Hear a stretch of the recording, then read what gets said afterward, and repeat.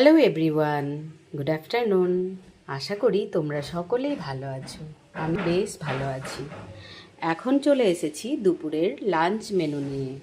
তো আজকে আমাদের লাঞ্চ মেনুতে এগুলোই আছে: সাদা ভাত, পটললতি দিয়ে, মসুর ডাল দিয়ে, পেঁয়াজ লঙ্কা দিয়ে বড়া।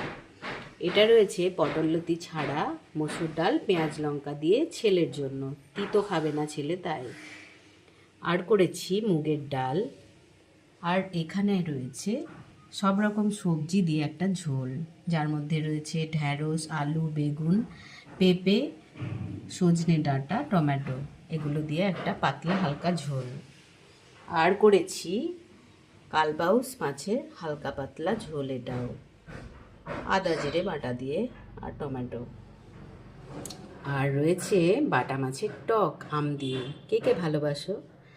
আর ছেলে টক খাবে না বলে তার জন্য একটু কাঁচা আম দিয়ে চাটনি। তো এই হলো আমাদের আজকে দুপুরের মেনু। তোমরা কে কী খেলে অবশ্যই জানাবে কমেন্টে, এবং আমার মেনুটা আজকে কেমন হয়েছে সেটাও জানাবে। কেমন? দেখা হচ্ছে পরে, ততক্ষণের জন্য টাটা।